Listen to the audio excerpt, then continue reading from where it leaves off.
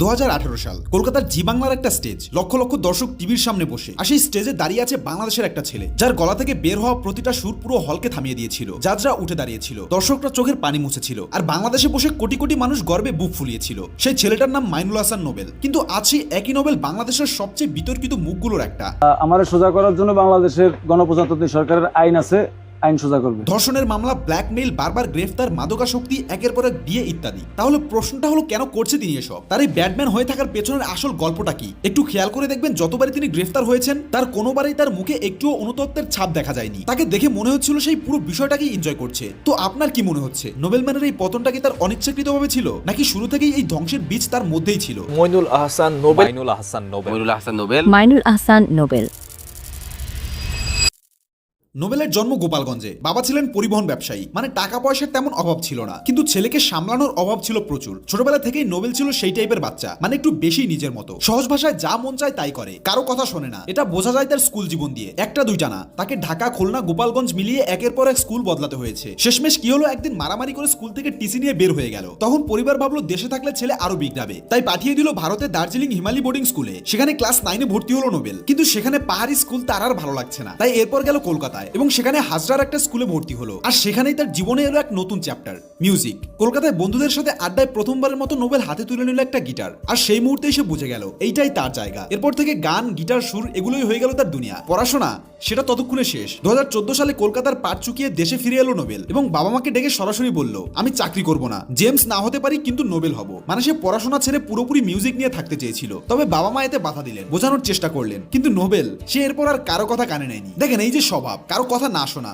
নিজের মতো করে চলা, সিস্টেমের বাইরে যাওয়া, এটাকে অনেকে বলে ব্যক্তিত্ব। কিন্তু একটু পরেই আমরা দেখব কিভাবে নোবেলের ক্ষেত্রে এই একই স্বভাব তার সবচেয়ে বড় শত্রু হয়ে উঠেছিল। তো এরপর থেকে নোবেল অনেকভাবে মিউজিকের দুনিয়ায় ঢোকার চেষ্টা শুরু করে দিল, ধীরে ধীরে নাম ছড়াতে লাগলো, এমনকি তার গাওয়া কিছু গানও বেশ ভাইরাল হলো। আর তারপরই কলকাতা থেকে ডাক এলো জি বাংলা সারেগামাপাতে। 2018 সালে নোবেল সারেগামাপার স্টেজে উঠে মাইক্রোফোনের সামনে দাঁড়িয়ে যখন জেমসের বাবা গানটা ধরলো, তখন যেন দুদেশ কেঁপে উঠলো। ভারতে নোবেলের ফ্যানদের সংখ্যা বাড়ার সাথে সাথে বাংলাদেশের সোশ্যাল মিডিয়াও ফেটে পড়লো। সবার ধারণা ছিল এই ছেলেটাই হবে চ্যাম্পিয়ন। রাতারাতি নোবেল হয়ে গেল দুই বাংলার হিরো। ফেসবুকে তার ফলোয়ার্স সংখ্যা প্রায় মিলিয়নের কাছাকাছি চলে গেল। তবে এখানে একটা মজার কথা বলি, দেখেন সে সময় নোবেলকে নিয়ে সবার ধারণা ছিল সে একদম ইনোসেন্ট একটা ছেলে, মানে সবার সাথে সুন্দরভাবে কথা বলে, মজা করে। কিন্তু এখানে একটা বিষয় খেয়াল করেন, সারেগামাপা যে কোনো রিয়েলিটি শোতে প্রায় 80% স্ক্রিপ্টেড থাকে। মানে সেখানে তারা কি ধরনের কথা বলবে, কি গান পারফর্ম করবে, সবকিছু আগে থেকেই পরিকল্পিত থাকে। মানে সেখানে সম্পূর্ণ একটা ডিসিপ্লিনড এনভায়রনমেন্ট থাকে। তো সেখানে বাধ্য হয়ে হলেও নোবেলকে ইনোসেন্ট হয়ে থাকতে হয়েছে। কিন্তু তবুও সারেগামাপা চলাকালীন সময়েও নোবেল বেশ কিছু কন্ট্রোভার্সি তৈরি করেছিল। যেমন জজদের তার গান নিয়ে সমালোচনা করার যোগ্যতা নেই বলে দাবি করা, এটি জি বাংলা দ্বারা সাময়িক সাসপেনশনের দিকে নিয়ে যায়। তাছাড়া তিনি প্রতিযোগীদের প্রতিও অবজ্ঞা দেখিয়েছিলেন বলে জানা যায়। তবে এই অসুবিধাগুলো থাকা সত্ত্বেও এই শোটি তাকে খ্যাতিতে তুলে দিয়েছিল, সোশ্যাল মিডিয়ায় লক্ষাধিক ফলোয়ার এবং কনসার্টের আমন্ত্রণের সাথে। এরপর হলো 2019 সালের ফিনালে। পুরো বাংলাদেশ মনে করেছিল নোবেল চ্যাম্পিয়ন হবে, কিন্তু রেজাল্টে বের হলো নোবেল তৃতীয়। এতে বাংলাদেশের দর্শকরা খেপে গেল, অভিযোগ উঠলো ভোটিং ম্যানিপুলেশনের, এমনকি নোবেল নিজেও মুখ খুলেছিল। তবে যাই হোক, সারেগামাপার পর নোবেলের জীবন একেবারে বদলে গেল। কনসার্টের ডাক আসে, মিডিয়া ঘুরঘুর করে, ফ্যানরা দরজায় দাঁড়ায়। কিন্তু এখানে একটা সমস্যা আছে, যখন রাতারাতি এত কিছু পাওয়া যায় তখন অনেকে এটা হ্যান্ডেল করতে পারে না। আর তার উপর নোবেলের স্বভাবটা আগে থেকে একটু অন্যরকম ছিল। তাই এরপর ধীরে ধীরে শুরু হলো মাদক, তারপর অহংকার, আর একের পর এক বিতর্ক। হুট করে সে ফেসবুক লাইভে সিনিয়র শিল্পীদের নিয়ে তুচ্ছ তাচ্ছিল্য করে কথা বলতে শুরু করলো, এমনকি মিডিয়ার সাক্ষাৎকারে বসেও বলল যে সে নাকি বড়দের থেকেই বেয়াদবি শিখেছে। তাছাড়া সে রবীন্দ্রনাথ ঠাকুরকে বাংলাদেশে বয়কটের ডাকও দিয়েছিল, এবং ভারতে থেকেই ভারতের প্রধানমন্ত্রী নরেন্দ্র মোদীকে নিয়ে এমন কিছু বলল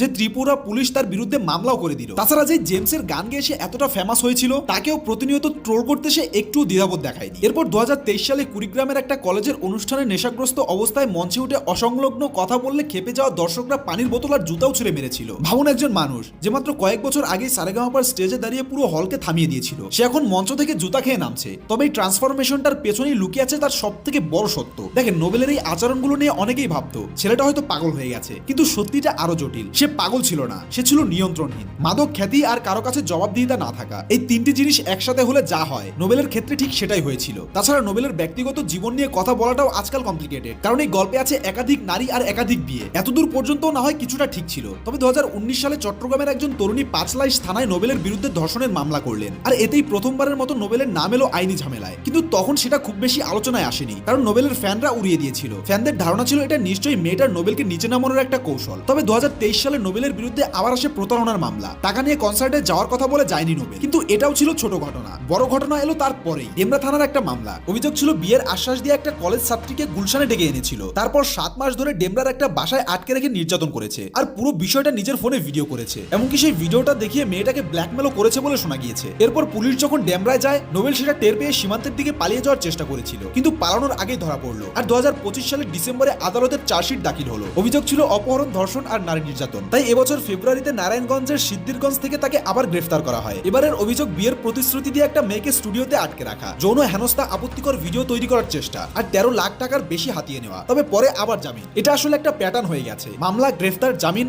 আবার মামলা। নোবেলের এই সাইকেল যেন থামছেই না। এমনকি এবার তো তিনি এটাও বলেছেন, মানুষ মাত্রই ভুল, আবার হয়েছে, আবারও হইতে পারে। এখন প্রশ্নটা রয়ে যায়, সে কি জেনে বুঝেই এসব করছে, নাকি সে সত্যিই মানসিকভাবে অসুস্থ? প্রশ্নটা না হয় আপনাদের উপরই থাক।